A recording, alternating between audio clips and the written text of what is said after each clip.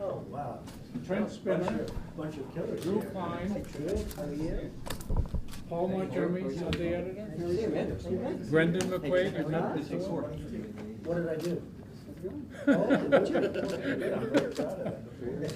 Hi, Brendan. Yeah, of course, man. I'd be home tonight in my own bed. It's a nice change. And this is Franklin Pierce. My office is in New York, in Trump Tower.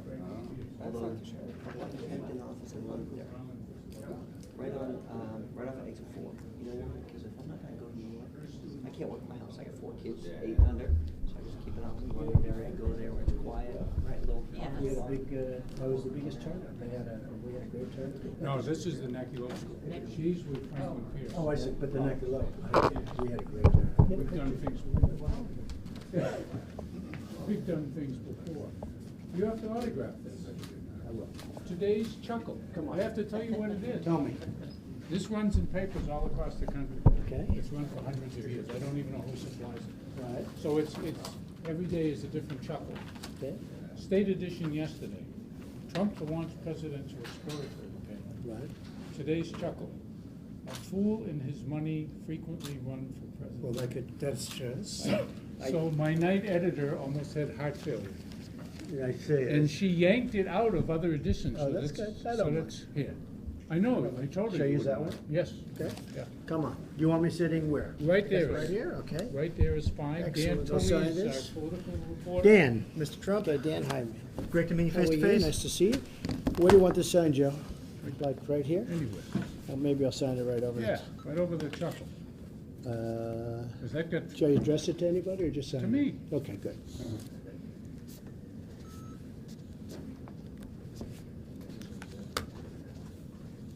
so these guys are loaded for bear with questions. It's okay. But I'm gonna start off. Joe, could I just ask how much time you guys have booked? Because I just want to make sure that we can hold to your schedule and. Joe probably says like 3-4 hours, but if you know him, As close to an hour as we can get it, if you can do that. But what time you gotta be over in Amherst with Stepanek? He has, Mr. Trump does have to do one more Thank you, thing, sir. so. We'll keep it under an hour. do the That best would you be can. really Just do the important, best yeah. you can. Yeah, I don't want to rush you guys. This is So, a I know very, it's important, so.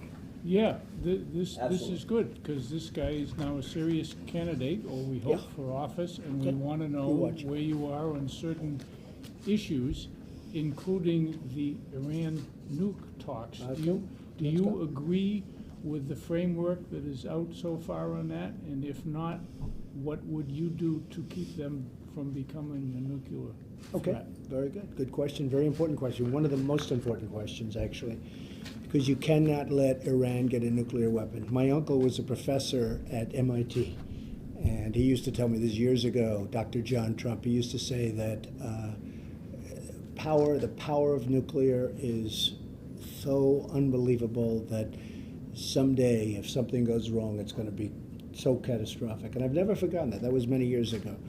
And you cannot let Iran have a nuclear weapon.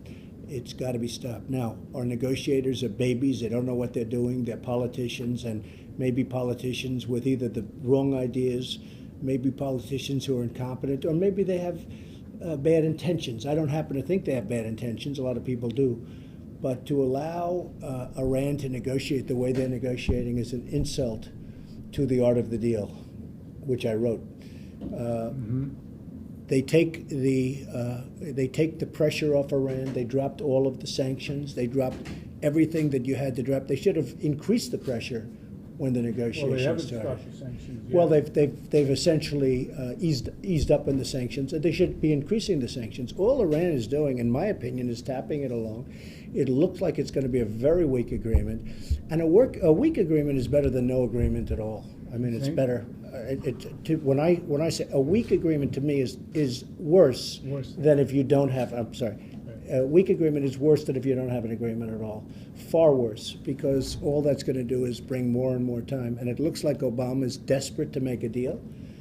And through desperation, you don't get the right deal done. But it truly comes along. Now, maybe he's not, and maybe we'll be surprised, and maybe the deal will be better than people are thinking. but it certainly looks to me, first of all, the Iranians are very good negotiators, and they always have been. And they've been known for that for centuries. I mean, they're very good negotiators. And we have a bunch of babies negotiating. So the worst thing that can happen is a bad deal is signed. And it looks to me like that's what's going to be happening. What's gone on, Joe, with Israel is very, very sad. You know, Bibi is a friend of mine. I know him, and I actually did an ad for him, an ad for his campaign, and he asked me to. And I will tell you that he's somebody that you can get along with, and to have the kind of relationship that they have right now with him and Israel is incredible. Between Obama and Netanyahu, and to have that kind of a relationship to me is unthinkable, and it just doesn't make sense. And I tell my friends, I have many Jewish friends that are supporting Obama. They don't even know why they're supporting him, because he's the worst thing that ever happened to Israel. He is the worst thing that's ever happened to Israel. So just to get back to the original question, you cannot let Iran get a nuclear weapon. Can't let it happen. So how do you stop it? You have to stop it with whatever you do. First of all, you put the sanctions onto a level that you've never done it before. And if that doesn't work, you have to do something else. You have to go that further step. But you can't let it happen. Once that happens, by the way, all bets are off. You know, it's a whole new world. Yeah, it's a whole new well, world. that happened. Speaking of Netanyahu, 2 states, Palestinian state next to Israel. What's your perspective for or against? Well, he did what he felt he had to do, and obviously that turned out to be Netanyahu when he made his statement just prior to the election. Which was? He made his statement that it's going to remain, and we're not going to allow 2 states, et cetera, et cetera. He's walked that back today. Did he bring it back? Yeah. How did he bring it back? Because I haven't seen the news. He I've been up said with that you. they were misunderstanding him. He never said he wasn't for a 2-state solution. He's just not for a 2-state solution now. That's pretty wild. Well, he's a pretty wild negotiator. It sounded fairly clear yesterday. Yeah, well, it was before the election. Does that well, I'd like to ask you what has been, because you're just hitting me with the news because I've been doing this all day. What has been the response in Israel to that? I don't think there's been a chance for a response. Shock. This came over the wires within the last. Because he was very strong on that yesterday. I think there's probably got him elected. disappointment. Probably got him elected. That's pretty amazing. Speaking of nuclear things, United States Senate, do you think they should use the so-called nuclear option under any circumstances for any bills to get through or not? You mean like what was just approved, like where they didn't? You're talking about to stop government for a period of time until they get what they want? Where the United States Senate, rather than the higher majority, would go just with a clear, simple majority to get things passed. Well, they may go that, and I think it would be probably a good idea at this point because it's deadlock, it's total gridlock, and I think something like that, if they could get it passed and get it through, would be actually a positive, not a negative. Part of the problem that we have is we have total gridlock. We have a president that doesn't know how to negotiate. He doesn't know how to put people in the room. When he plays golf with people that have nothing to do with running the government instead of playing golf with people that do run the government, where you can make deals, okay? And I think, frankly, the 51, the majority would be probably, it's very hard to get that, massive majority, the 66% or whatever it may end up being. It's a very hard thing to get.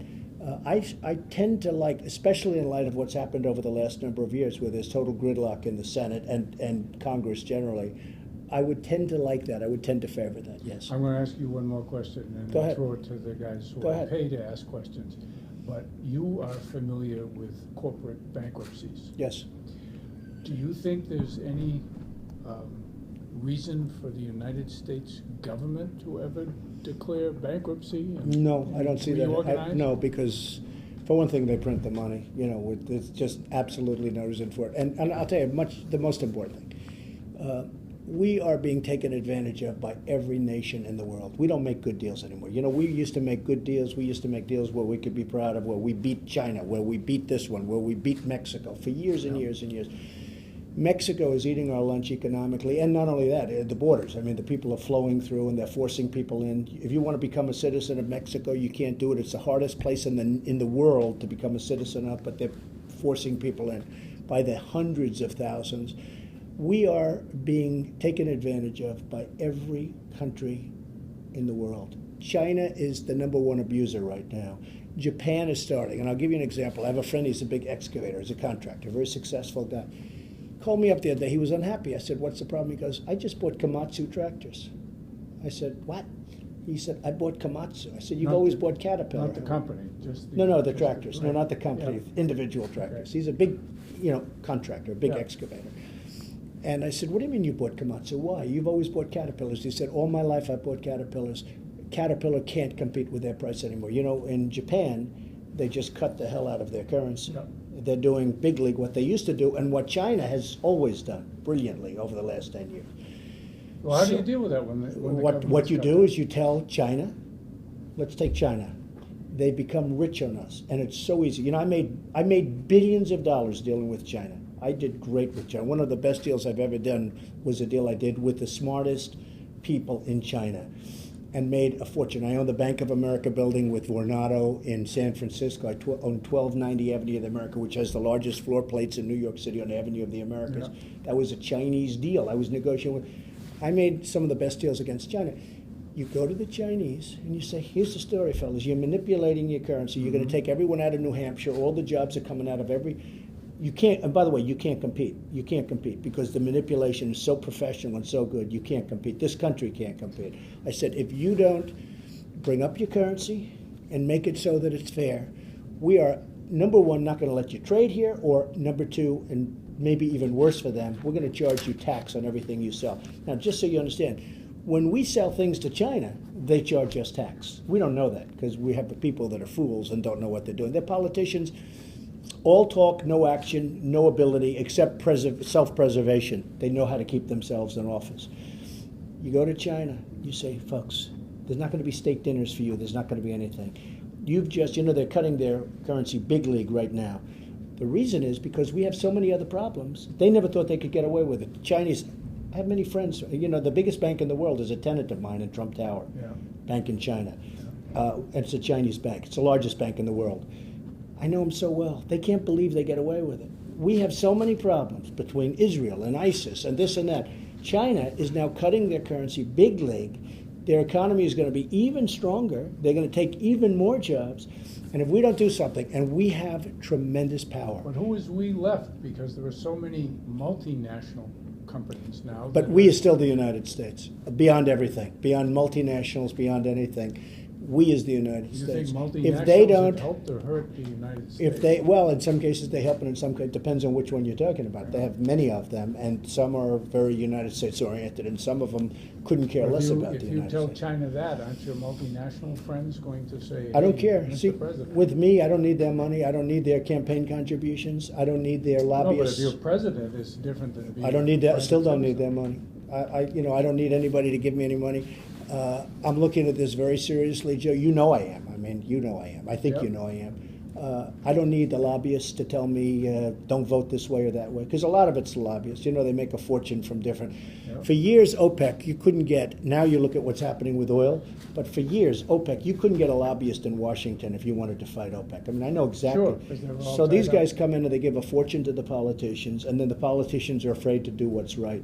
So I don't care, because I don't need that. I don't Why do need, you think the oil price is lower now? because of fracking, it's really helped. Because other things have helped. I had two presidential wannabes, Right. very serious, in this office last week, both telling me that the real reason that oil is so low is because of Saudi Arabia.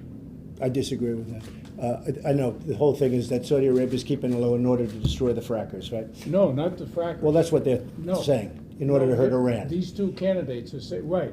Okay. to They hurt say there's two Iran reasons. And to hurt Russia. They say two reasons. They say that Saudi Arabia is doing it. First of all, Saudi Arabia can't do it by themselves.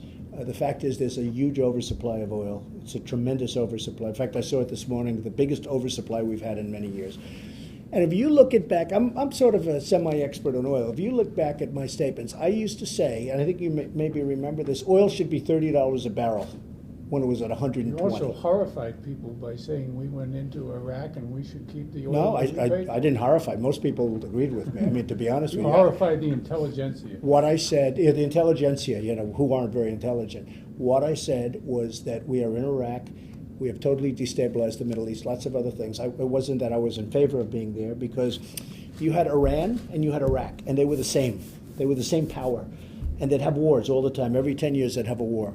They'd go this way 10 feet, they'd go this way 10 feet. But it was basically for years and decades and decades and decades, they were equal. We obliterated Iraq. And I said, Iran will take over Iraq.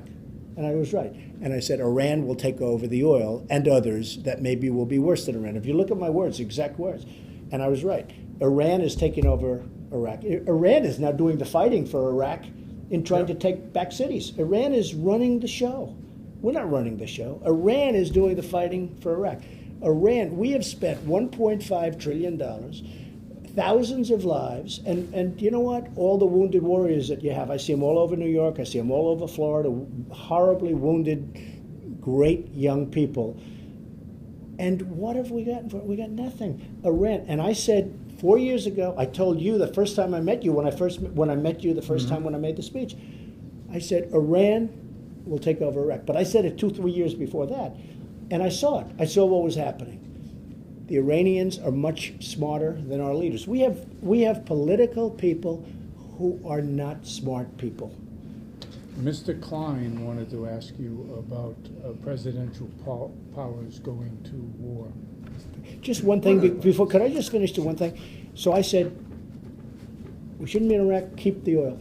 Yep. Because if we don't keep the oil, Iran and somebody worse than Iran will. I was right. ISIS is keeping the, ISIS is rich now because of the oil. So we should have kept the oil, but we didn't do it because we're led by people that don't know what they're doing. Okay, I'm sorry. I had to finish my little. Let's continue on ISIS. Go ahead. You've said several times that you can defeat ISIS. How? I'll give you an answer that you're going to hate, but it's an answer that everybody should give you. I'm not going to tell you.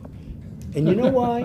Because I'm tired of watching our president say, we're going to put boots on the ground, we're not going to put boots on the ground, we're going to do this, we're going to do that, we're going to go in 2 weeks and we're going to start bombing, where the bombing's going to start, we're going to start here, we're going to then go to Syria, we're going to then go to Iraq, we're going to send some soldiers over here, we're going to send some. I think it's disgraceful. I will tell you, we will defeat ISIS so soundly, your head will spin. But I'm not telling you how, and nobody should tell you how. Should be surprised. General Patton and General MacArthur are spinning in the grave when he hears Obama and all these generals talking about. We're going into Mosul in April, so Right. let everybody I know can't now. believe it. Mosul's one of the things that I just looked. I said, can you believe this? We're going into Mosul in 2.5 weeks, and we're going to hit them really hard. And in the meantime, they're preparing. And the amazing thing is everything they said, they meant. They were going in. They didn't even say we're going in and then attack someplace else. So I just think, because I'm a big fan of General Douglas MacArthur and a big fan of Patton as soldiers, as generals, as leaders. They must be spinning in their grave as they listen. And even the generals that we have in this country now, I mean, I'm looking, a lot of the tough generals have been fired because they spoke harshly. They use foul language, okay? This is, if you're a general and you use foul language, or if you say something a little bit off color, you end up getting fired. I think that it is disgraceful that we broadcast. So when people say, what would you do? All I say is, I will defeat ISIS. I don't see your head spin. And I'll tell you what, I'll guarantee you no other candidate's going to say that. So And they shouldn't say it. So more generally, President, Congress, different powers. Under what circumstances would you think the President should be able to use military force without authorization from Congress? I think you should always get authorization. And if something's right, you can get authorization, and quickly. Whether you're a Republican or a Democrat, they want to see this country survive and do well. And I think you should get authorization. Right now we have this sort of quasi-war going along. I think you can get authorization. Right now he does it, he sort of has a semi-authorization. Nobody knows what he's got. Honestly, nobody knows what he's got. He doesn't know what he's got. He doesn't know he's alive, okay? So you should get authorization. You should get everybody in the room, be a leader, explain to them, and get authorization. That would be, and that is the ideal situation. So I'm going to go back to domestic policy a little bit. 1999, you were flirting with this Reform Party candidacy. Flirting. I never was going to do it. Okay. I mean, the Reform Party came to me. There was a Reform Party. They came to me and they wanted me to run. And I said, no. Did I think about it for 2 weeks? Yes. But so everyone says I was thinking about running. I wasn't running. I never did anything. Sure. And one of the things I did do is, a long time ago, a friend of mine from New Hampshire, I have many friends in New Hampshire, asked me to make a speech on real estate. I made a speech in New Hampshire for my friend about real estate, and it was during a presidential season. Everybody thought I was running for president, and I wasn't, you know. But I get credit for running for president because I made one speech, which was actually a very good real estate speech. So Somebody in that room made a lot of money because of that speech. Well, you know, you just criticized, and you said this before, politicians for being all talk and no action. Right. You've talked about or been talked about as presidential candidate for several decades, possible presidential candidate, thinking about it. Why should people take you seriously? Well, watch what happens. I mean, all you can do is watch what happens. I will say this. Our recent filing and our recent, you know, what we did Yeah, we had a story yesterday. on that. Right. That has had a huge impact on, frankly, bigger than I thought. I mean, I'll be honest, bigger. It's, you know, it's hundreds of stories all over the world. And that has had a big impact. The one negative is a lot of people think that, number one, they think I have a great life. And I enjoy my life. I do. And I do a great job. I employ thousands of people. I've employed over the years tens of thousands of people. I've created tremendous amounts of jobs. I've had tremendous success.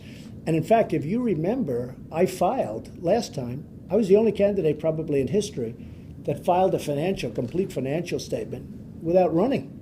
I filed a statement, and then ultimately, so nobody did that. You know, usually you run and then 6 months later you file. I actually did because I'm proud of the wealth that I've built and the jobs that I've created and the kind of properties that I own. So what happened is that last time I was seriously thinking about it, never hired staff or anything. I was nothing like this, where I have staff here, I have staff in Iowa, I have staff in South Carolina, I have a lot of people. And I never did what I did yesterday. Right.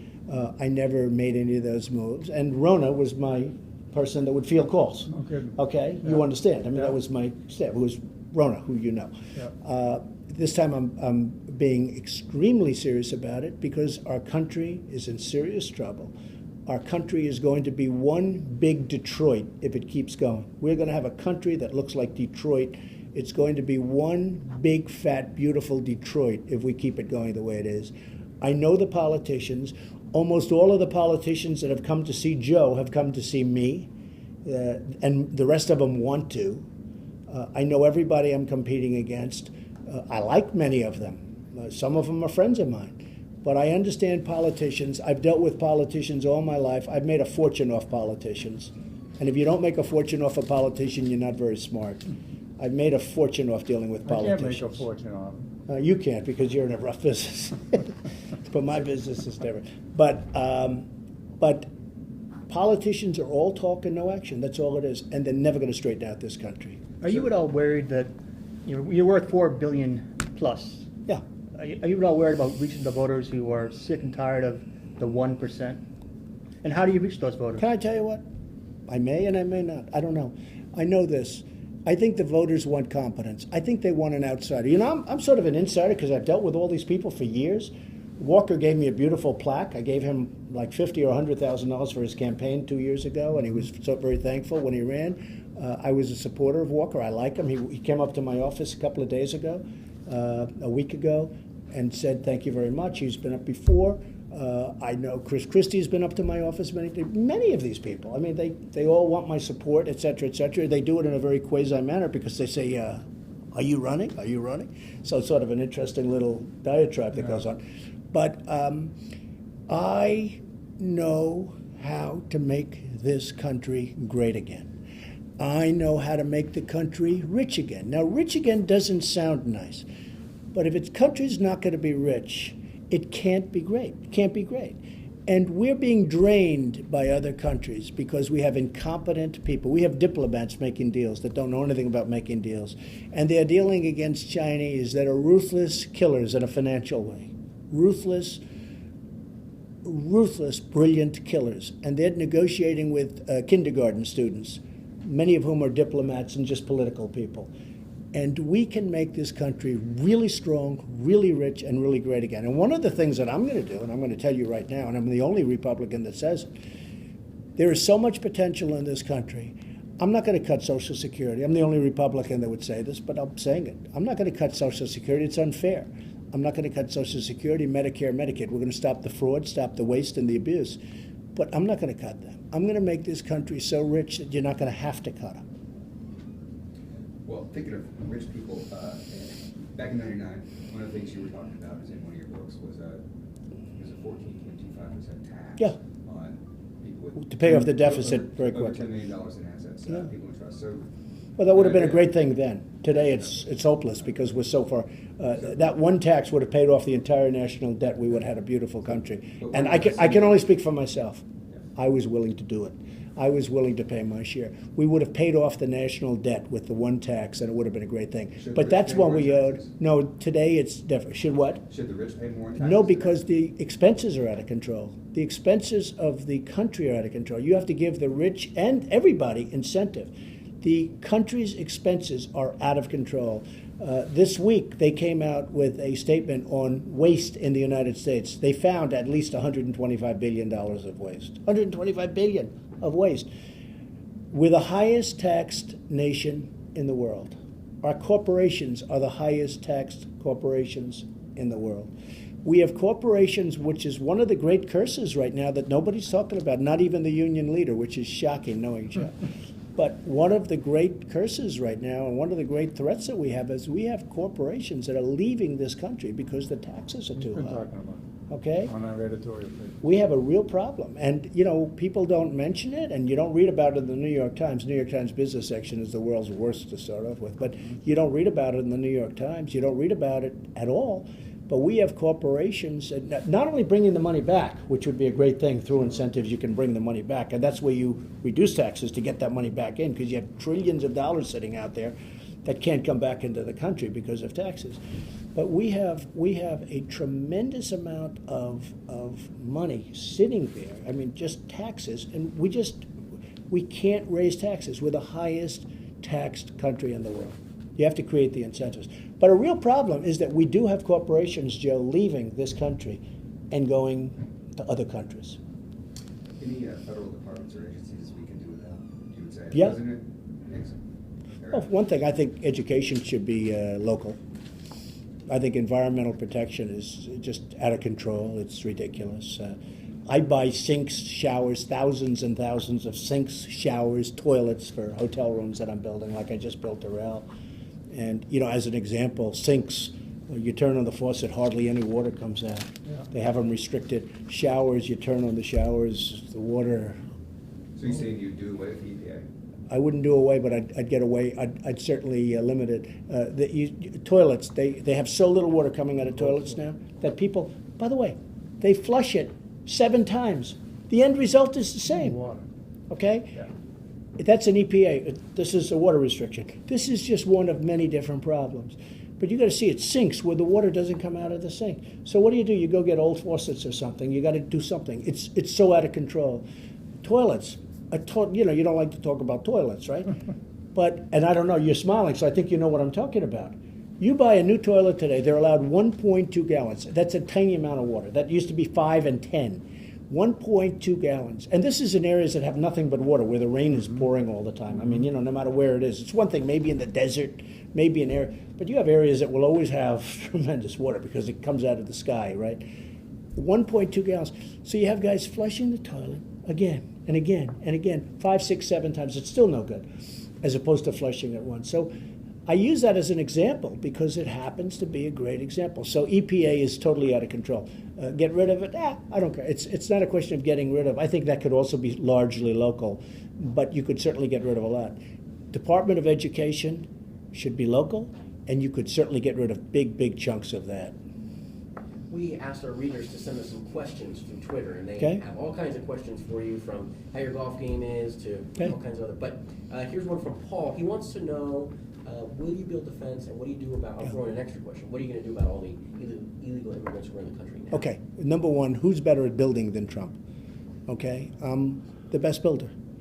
I build great buildings. I made a great fortune in building. I'm building the old post office right now. You talk about Next deal to the making. White House. Right next to, no, but more importantly, given to me by Barack Obama. Now, how would Obama give Trump the most sought after? The General Service Administration, GSA, has the old post office. For many years, everybody wanted it. They put it out, and it was an RFP, request for proposal. Yep.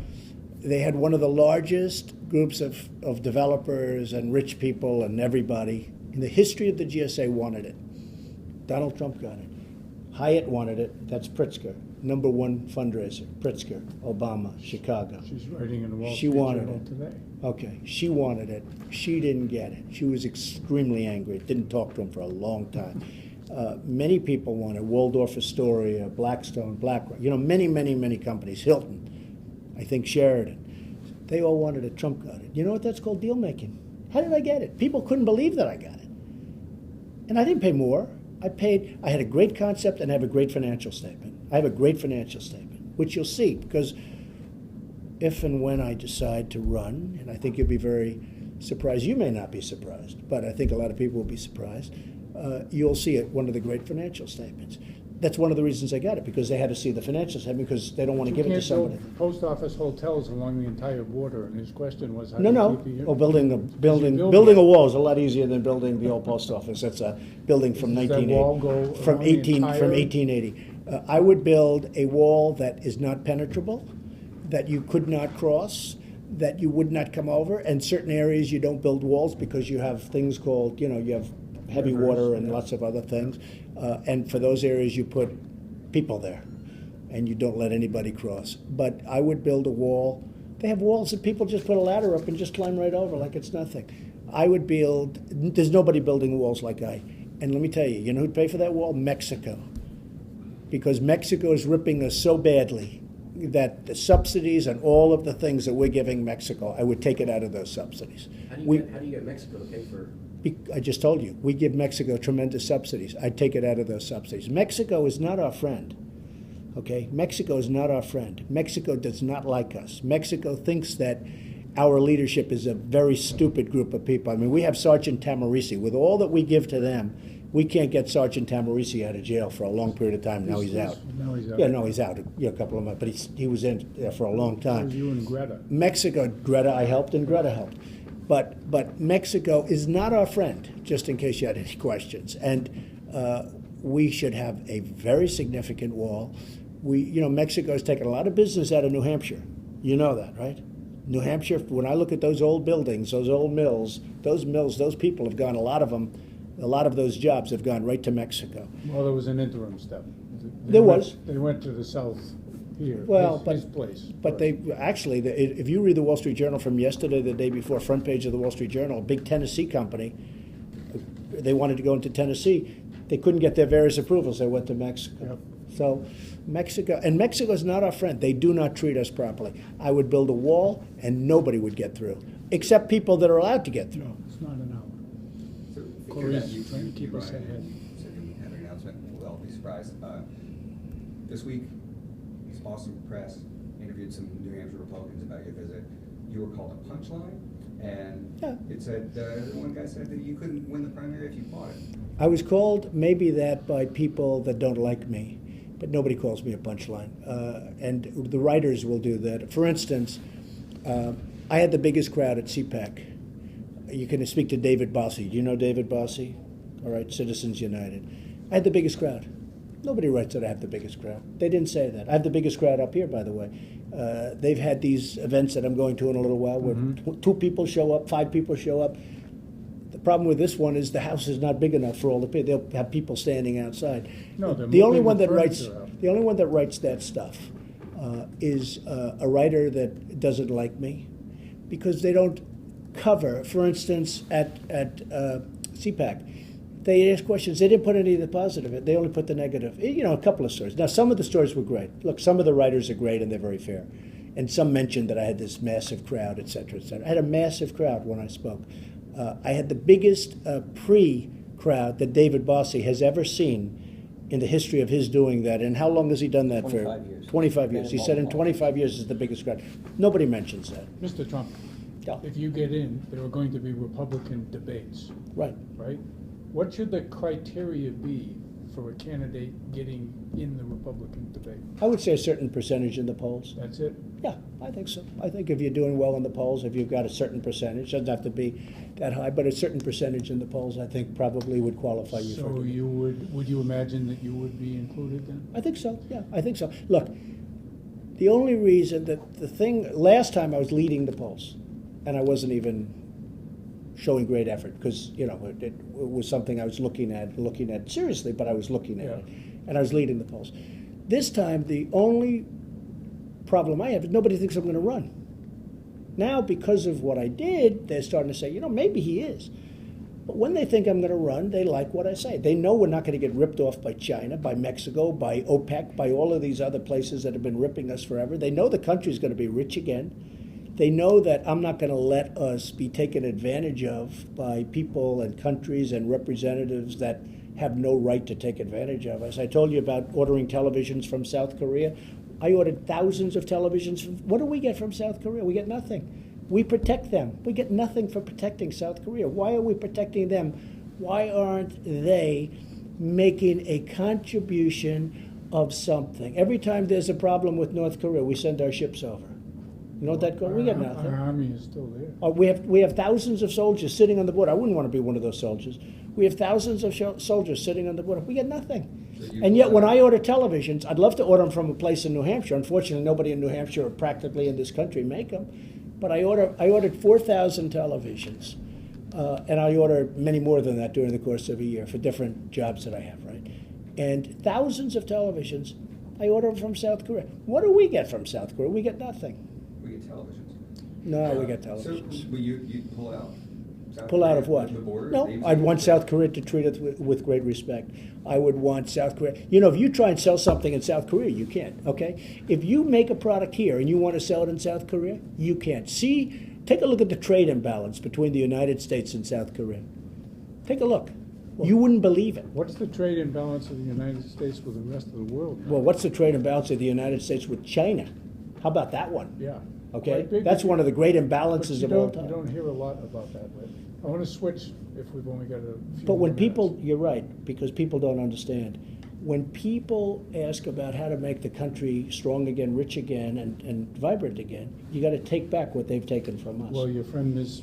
Pritzker was writing in the Wall Street Journal piece today, talking about how we've got to help the Export-Import Bank, and we're doing great in trade. But nowhere in this piece was mentioned the trade imbalance. How are we doing great in trade when we're losing $600 billion a year? You should read her Well, piece. look, I know who I'm dealing with. Yeah. You know, she's the one that tried to get the old post office Yeah. and failed because Trump got it. So, Mr. Trump, when does life begin in your estimation? Well, life begins, and this is something that we've spoken about and I've spoken about, but life begins at conception. And so where does that put you on the pro-choice, pro-life spectrum? Well, I'm pro-life, and Has you that know, always been your position, or have you changed? pretty much. I mean, it's never been a position that I've articulated over the years because it's never been, I've never been an office seeker. Sure. This is always something that office seekers, but pro-life, and we have the exceptions with the life of the mother, rape, incest, etc., which would be basically the same that Ronald Reagan had. Ronald Reagan was pro-life with the exceptions, and that's where I stand on it. So no late-term abortions or trimesters? No, It doesn't matter I as long feel, as and I feel you have to have life of the mother, rape, incest, and I think you have to do that. But I have been pro-life, and that's been my position. What's your Now, religion? over the years, by the way, over the years, this is not a question I've had. Yeah. Because if you're not running for office, If it's you're not building really, a it's hotel. really not a question. Yeah, when you're building a hotel in Miami Beach, it's not exactly a question you get. They don't care. What's your religion? I'm Presbyterian. Presbyterians just came out. That's yesterday, right. I see that. And they're now I see that. pro-gay for They came out with single-sex a marriage. very interesting statement, the way they worded it, but it was sort of interesting. That's right, they did. But I'm Presbyterian. My religion is Presbyterian. You want to repeal Obamacare. What would Trump care look like? First of all, you have to repeal Obamacare. It kicks in 2016. It's going to destroy the country. I mean, totally destroy the country. And It is so onerous and so bad and so expensive. And when you see the effects, and by the way, doctors are leaving, et cetera, et cetera. I would do a combination. First of all, I'd get rid of the borders so that when I negotiate insurance, for instance, I have a plan. I have thousands of people where, right. I have to negotiate. If it's New York, I have to negotiate in New York. I can't come to New Hampshire and use one of your great companies. I can't go to Los Angeles or Chicago and use. I'm stuck with basically negotiating with one company. And so is everybody else. If you're in New Jersey, I'm in New Jersey. I'm all over. I'm in Florida. I have to negotiate like with a very, very tiny, limited number of sphere. If they open that up, and the only way I'd get the government involved in that is, frankly, I'd want to make sure that all of those companies are very strong financially, because you wouldn't want to have somebody giving life and giving insurance all over the place, and the insurance ends up being with a company that goes belly up. So the only thing I'd have government involved in with those companies would have to be strong. But if you did that, you would have plans that were far better than the plans that people had 2 years ago. You know, people are very unhappy. They lost plans that were very good. And a very big problem is going to be, and I see it because I have friends that are doctors, they're quitting the profession. They're leaving. I have one guy said, I have more accountants working for me than I have nurses because it's so complicated, and he doesn't even know what's going on. And you have doctors that are leaving the profession. You're going to have a real problem with doctors, and that's coming up, and it's coming up fast. So that would be one. And the other thing is I want to take care of everybody, and you work deals out with hospitals and areas for people that aren't able, just literally aren't able. And that would be a plan that really would work. Most people, because I do believe people should have coverage, I believe just on a human basis, and I always will, and whether it's popular or not, I don't care. But I would absolutely open it up for competition. And if you opened it up for competition, you'd get fantastic coverage at a much lesser price. Are you saying state by state, and would you preserve parts of the Affordable Care I Act? wouldn't preserve. I'd get rid of the whole thing. I think it'd be easier just to start all over again. I'd get rid of the absolute whole thing. I would repeal Obamacare and replace it with something much better, much less expensive for both the country, for the states, and for the people. I'm trying to help him, and Thank he you. keeps I talking. appreciate that, Joe. We're gonna. Are you okay? I want to keep you on time, We're gonna- Mr. Chairman. we're You've got a busy let's day. walk you around I think the we're gonna Thank you, see some of the man. employees. I think it's important. Thank you very Thanks much. for coming back. Good job. Thank you. Good job. And when can we expect an announcement for your decision? I would say I'm going to watch what other people are doing, and within that period of time, June-ish, maybe. Yeah, I think maybe June. We'll see. Maybe I'll call you in. What let you know. kind of a hard June-ish. statement? I'm watching what other people are doing. You know, it's all strategic, Yeah. but I'm watching what other people are doing, and we'll be doing it sometime then. What about The Apprentice? Are you definitely not going to be on The Apprentice at all? I've said I won't be able to. No, because I'm doing something that, The Apprentice is a great success, a tremendous hit, a tremendous everything, and I'm doing something that's more important. Very good. In fact, actually, NBC said, they want to renew it. And I'm one of the few people in the history of television that didn't accept a renewal. Okay? You and Jerry, right? Jerry Seinfeld, That's me. it. And Rosie. That's about it. No, Rosie, she was thrown off television. In all fairness to Rosie, they threw her off. We'll go with the Yes, boss. we will. Thank you, fellas. That was you. great. Thank you. Will you make sure I look handsome? Yeah, true. Thanks, man. Appreciate it. Thank Good to see you, man. Thank you very much. Again, thank you. Yeah, Thank you. Appreciate it. Right this way, please. I'm gonna follow Joe. Okay, come on, Joe. Cut the interview short. Yes. He's gonna say hi to some of the employees. Okay, good. Great.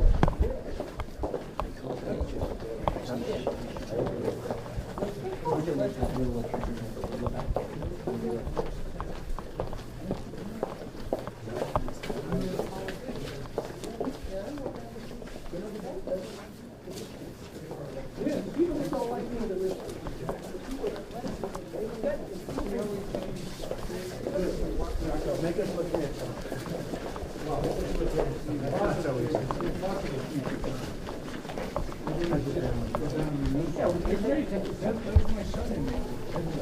good, right? Yeah. I said, he's gonna make us look good. Where is he? Is he here? Did he leave? How's your family? How's your wife? Inside Edition. How's Deborah? How's Deborah doing? Very good. Thank you. Thank you, Hi, Deborah. Deborah Norville. Yes, I figured that. Great person. Now, if she does a bad story, I'll say she's not a good person. So we're gonna go in the She's newsroom fantastic. and just say hi to a couple of people who are in. Okay, Joe. Good to be with you, man. This is Johnny Habib. Hey, John. one of my Sir, how are you? sports Good to guys. meet you. Very good. Nice to see Are you buying this building? Well, man, I'm gonna lease it back, right? Hey, John, I I'll like run a this. casino for Very you right good. here. How's that Tom Brady doing? He's a great doing- guy. He's doing great. He's a thank great you. friend of mine, too. I know he is. I Yeah, know he's he a is. great friend of mine. Good luck in the election. Good. And so John is Belichick and so is John knows Kraft. city sports better than anybody Well, in Manchester. And so, he's only 12 years old. The Patriots are your team, right? Yes. Didn't Tom play great that last quarter? Well, Wasn't Malcolm Butler. it? Absolutely. Well, Right? by I mean, the did way, you? one of the honestly- greatest defensive plays ever made. Honest, let me get you. Go ahead. Pete Carroll. Right. You got beast mode. Why not give him? Isn't that the play that? Well, I would say it's the worst play in the history of There you go. sports, right? Thank I you. mean, I would say that, but Thank what do you. I know? Thank you. But I'll tell you what, Yeah. the defensive play was incredible. The way he popped out and grabbed it, and I thought the receiver was terrible. He was so unaggressive. Absolutely. But I'm happy because Kraft, great guy. Belichick, great guy. Tom Brady, the greatest, right? They're going to win 5. They're going to get I one think more. so. Maybe Yeah. more. I don't know. Yeah, I they're think gonna Tom win one wants to more. play a long time. I do. Yeah. So anyway, Yeah. good. Nice to Say meet hello you. to Tom when Thank you you. see him, okay? This is Sue. Hey, Sue. She also picks the paper She used to be in a department of like 40 people now. She's it. Wow. Well, you're inside edition, everybody. Yes. You'll be a movie star, see? They usually cover, they don't cover, I don't think you're covering Bush, right? No, I don't think so. No. He was in here last week. Last thing we need is another Bush. That's coming around. Paul Feely you probably run into in a couple of stops. We talked on the phone a couple of Yeah, times. we have. All right, Doug. Nice to meet you. He's a reporter. I think you thought he was Greenland. You did. You called. Yeah, you thought it Oh, was that you? It was. But that was your cell phone. Do you pick up his cell phone? No, No, I'm not sure how it I happened. think it must. It was a weird thing. I called, and it sounded even like, I said, I know what you mean. It's that was his fault. very interesting. No, it was me. Huh? Oh, it was you? It was He's my me. son. Oh, okay. Well, that's okay then. Yeah. Okay. This was tougher to figure, right? Do you have enough newspapers on your desk? Keep adding to it, yeah. They'll fall down on him. Come here, let me shake your hand. You got a great family, great genes. How you that? And these two guys, I don't know where They haven't been around long, right? No. Rob Percy, we got Promise to see. I just want Turnberry. David Sullivan used to be an editor at a bunch of liberal papers. Went to TV. They got what they could out of him and threw him out. He's the best business reporter. The short version. Yeah, yeah, that is the short version. But he's finally back with us. That's good. Yeah, and I back up the political writers, so imagine I'll bump into you on the campaign. Anytime you want, let me know. We just Yeah, talked who- about who the did business we just aspect. interviewed last week? Was it Walker or? Scott? Yeah. Oh, yeah. We have a good, the former Virginia governor? Yeah, Governor Gilmore. He's up here testing the The waters. former one went to the Cruise Gale. Can you believe that one? You know? He wasn't You the know the only one I'm one. talking about, which is amazing. Not the only former governor. No, to end up from being- Virginia, you're right. Right. Right. The guy- Have a good time. Thank you.